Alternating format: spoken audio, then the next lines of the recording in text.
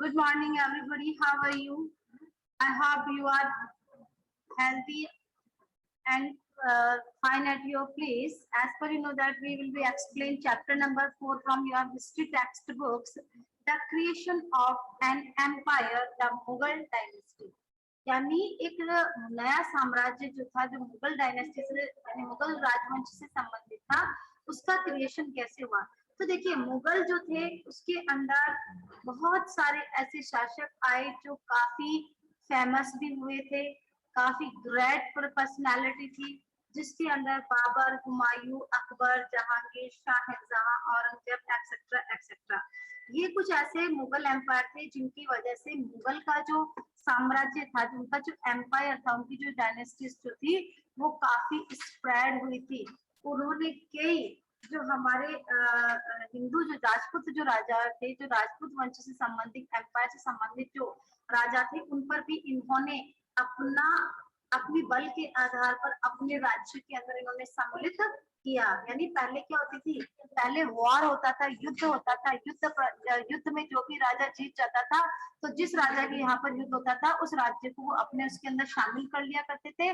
राजा को किसी लाभप्रद पर, या तो अगर वो अपनी इच्छा से वो बिना युद्ध के अपनी हार को मान लेते थे, तो उन राजाओं को क्या करते थे, किसी भी लाभप्रद पर, यानी उन्हें किसी भी एरिया की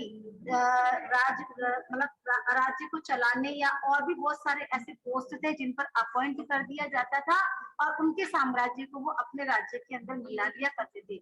और अगर कोई राजा ऐसा होता था जो अपनी स्वेच्छा से उस मुगल एम्पायर के अंदर एंटायर नहीं होता था, तो वो लोग क्या करते थे, युद्ध के माध्यम से या तो जो सामने वाला जो राज्य या सामने वाला जो एम्पायर है उसका राजा या तो उस युद्ध के अंदर मारा जाता था, और अगर मारा नहीं जाता था तो अकॉर्डिंग टू या तो उन्हें बंदी बना लिया जाता था, उन्हें जेल आदि में रखे जाते थे। उनके यहाँ के जितने भी जो आवाम होती थी, वहां के जो लोग होते थे, उनको क्या करते थे, वो एज ए स्लेवरीज यानी गुलाम बना करके अपने राज्य के अंदर रख देते थे, ताकि वो उनसे संबंधित जो भी कार्य होते थे वो उन लोगों से करवाते थे। और जो उनकी आर्मी से रिलेटेड जो व्यक्ति होते थे, उनको उनकी आर्मी के अंदर शिफ्ट कर दिया जाता था। तो इसी प्रकार मुगल साम्राज्य का जो क्रिएशन है, एम्पायर जो है, उनका जो शासन है वो किस प्रकार से हुआ।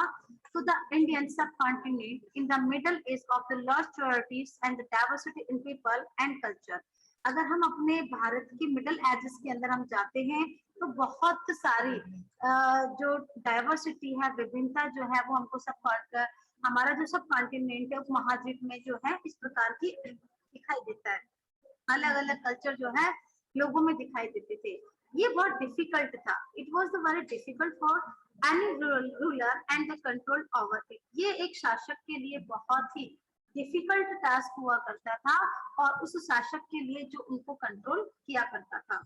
From the late 16th centuries, यानी 16वीं शताब्दी की ये बात करता है, द मुगल जो है वो expanded there kingdom from Agra and Delhi. यानी मुगल जो थे उन्होंने अपने साम्राज्य का जो विस्तार है वो आगरा और दिल्ली यहाँ से स्टार्ट इन्होंने स्प्रेड करना चालू किया। They control nearly all the sub continent, और धीरे धीरे आसपास के जितने भी जो चैनल थे उन पर भी उन लोगों ने कंट्रोल करना चालू कर दिया। Through their the administration and the idea of governance, they left a political legacies for the succeeding rulers। यानी सफलतापूर्ण शासन करने के लिए जो एडमिनिस्ट्रेशन था, वहां के जो प्रशासन जो थे, उनके जो आइडियाज थे, जो गवर्नेंस के, उनकी अलग अलग पॉलिटिकल जो लेगेंसीज थी उसको छोड़ा जाता था, उसको एक्सेप्ट किया जाता था। अलग अलग प्रकार की जो वेज है उसको ये लोग चुनते थे। यहाँ से हमारा आज का जो चैप्टर है वो स्टार्ट होता है।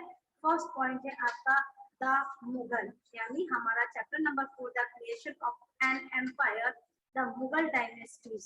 हम डायनेस्टीज के बारे में, मुगल डायनेस्टीज के बारे में पढ़ रहे हैं, तो मुगल क्या थे इसके बारे में हम सबसे पहले पढ़ेंगे।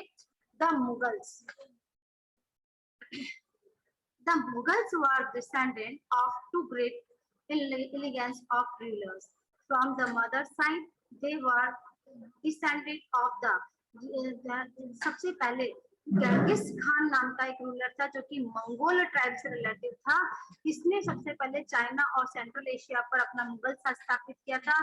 फ्रॉम देयर फादर्स साइड, अपने पिता की तरफ से उन्होंने successor of the Timur, Timur जो था उसने अपने पिता के साम्राज्य को आगे स्प्रेड करते हुए मुगल को जो है उसको स्प्रेड किया।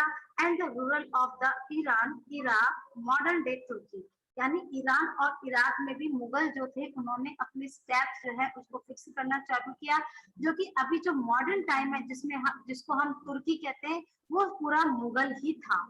However, the Mughals were proud of their Timurid ancestors as their great ancestor had conquered Delhi in 1398. The Mughals did not like to be called the Mughal or Mongol, as the memory of the Mongol leader Genghis Khan was the associate the great messiahs.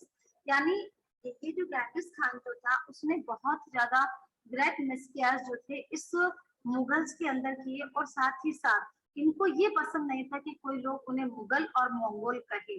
उनकी memories जो थी वो यानी जो ये जो Genghis Khan था इसकी मेमोरीज भी काफी शार्पर थी।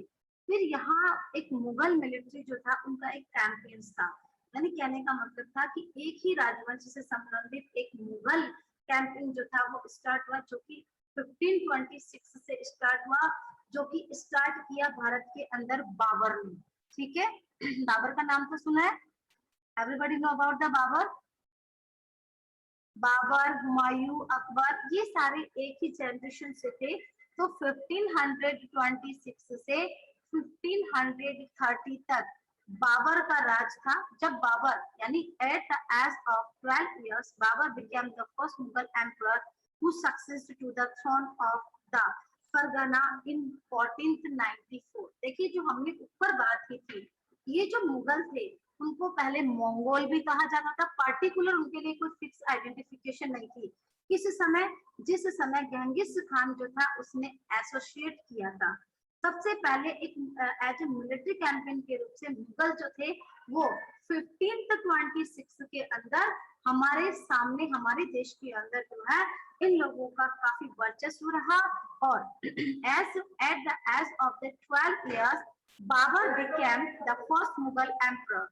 प्रथम जो मुगल शासक जो था वो 12 साल की मात्र उम्र के अंदर वो शासक बना था, जो कि समय था 1526 का।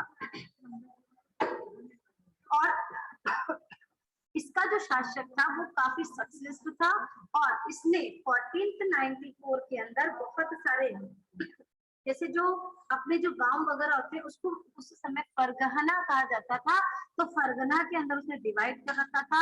He was forced to leave his ancestral throne due to invention of the another Mongol group।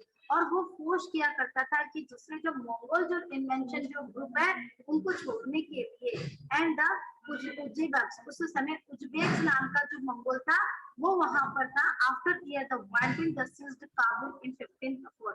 उसके बाद धीरे धीरे काबुल तक ये जो बाबर है वो पहुंच चुका था, और 1504 के अंदर काबुल जो था उसको कंप्लीट सीज कर दिया गया था। Babur defeated the sultan of Delhi Ibrahim Lodi. Babur जो था उसने डिफीटेड किया, पराजित किया था सुल्तान ऑफ दिल्ली। दिल्ली का साम्राज्य बोलो क्लास में, क्लास में है मैडम, बात करें। तो उसमें क्या था बेटा कि जो ये जो बाबर जो था उसने डिफीटेड किया था सुल्तान ऑफ दिल्ली, यानी उस समय दिल्ली का जो शासक था जिसका नाम था अब्राहम लोदी, उसको इसने पराजित किया एट द पानीपत में 1526 के अंदर, and captured Delhi and Agra in 1527। और 1526 के अंदर उसको कैप्चर्ड कर लिया, कैद कर लिया, एंड 1527 के अंदर उसको आगरा लेकर के आ गए। ठीक है, and he defeated the Rana Sanga. उसी समय बाबर ने राणा सांगा को, जो कि एक राजपूत शासक था, ally of the and the 1528 ही डिफीटेड। 1528 के अंदर इन्होंने राणा सांगा जो था उसको भी डिफीटेड किया, और जो राजपूत जो कि चंदेरी से रिलेटिव था उनकी डेथ 1530 से पहले पहले उन्होंने इस पे भी अपना राज्य जो है वो एस्टेब्लिश कर दिया। और ऑल ओवर आगरा और दिल्ली में मुगल जो थे, जिसमें बाबर का जो राज्य था उसने स्प्रेड कर दिया। यानी मेन जो मुगल का जो स्प्रेडेशन जो समय था वो था 1526 से 1530 के मध्य। बाबर ने बहुत सारी जीत हासिल की और अपने मुगल साम्राज्य को उसने आगरा से लेकर के दिल्ली तक आगे तक विस्तारित कर लिया। फिर उसके बाद हुमायूं आया। हुमायूं जो था वो कौन था? वो बाबर का पुत्र था, बेटा था, सन था। तो हुमायूं जो था वो 1530 जैसे ही बाबर जो था उसकी डेथ हुई 1530 के अंदर, तब चंदेरी के अंदर इसकी डेथ हुई थी। तो 1530 के बाद में हुमायूं को मुगल साम्राज्य का शासक बनाया गया। ये 1530 से लेकर के 1540 तक एज ए शासक रहा। उसके बाद 1555 से लेकर के 56 में ये वापस आया। बीच का जो ग्रेस पीरियड था वो ब्लैंक रहा।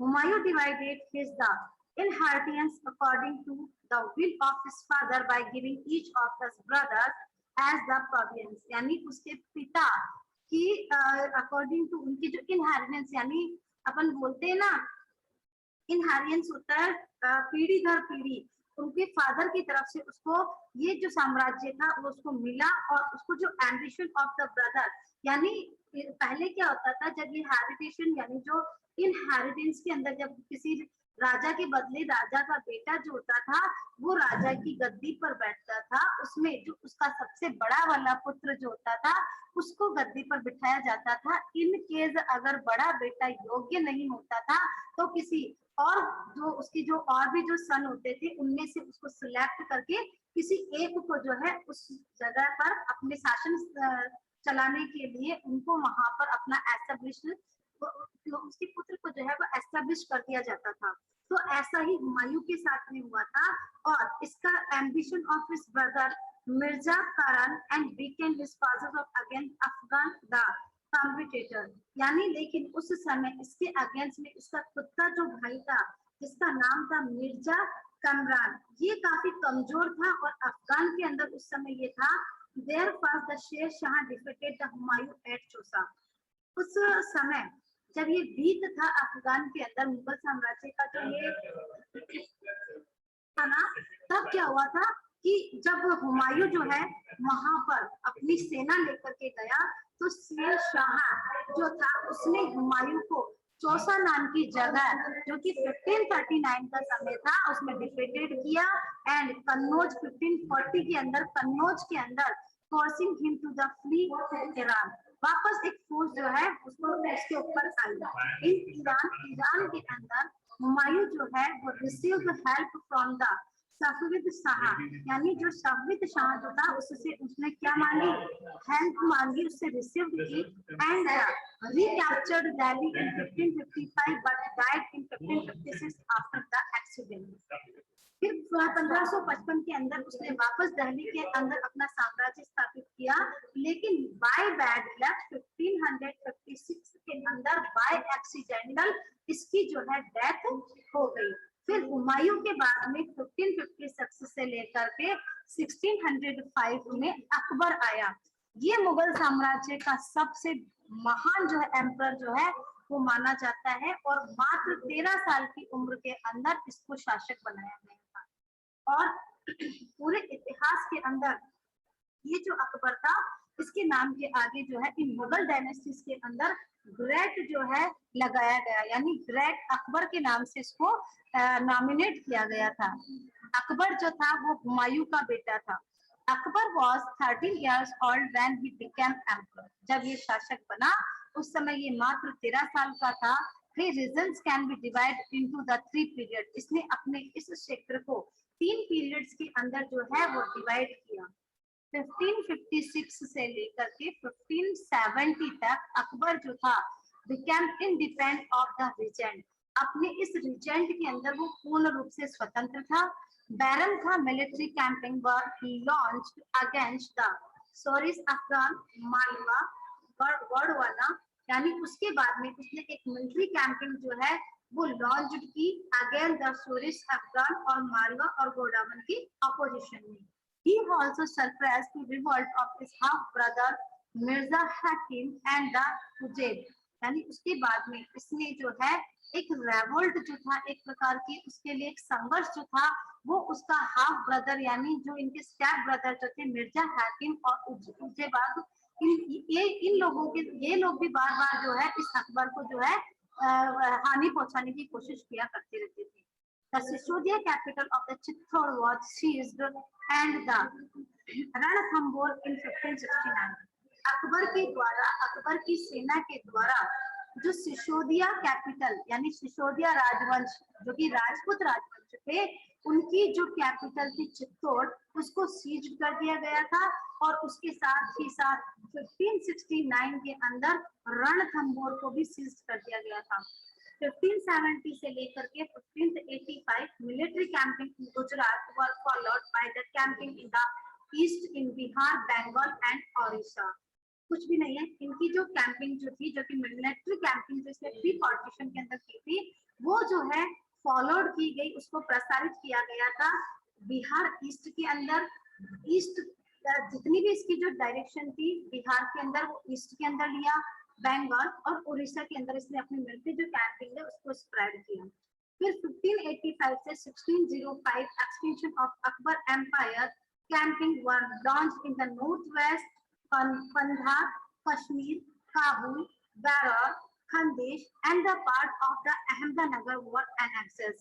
यानी 1585 से लेकर के 1605 में अकबर का जो साम्राज्य है वो काफी कैंपिंग मतलब लॉन्च हुआ।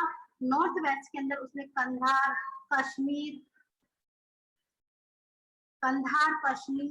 काबुल, बैरर, खंडेश ऐसे पार्ट जो थे जिसको इसने अपने साम्राज्य के अंदर जो है वो इन्वॉल्व किया। ओके, तो आई होप जो भी मैंने पढ़ाया वो आप लोगों को समझ में आया होगा। You are the understood about the Mughal and again you are read this chapter. Okay, so today cover this meeting now. Okay, bye. Thank you.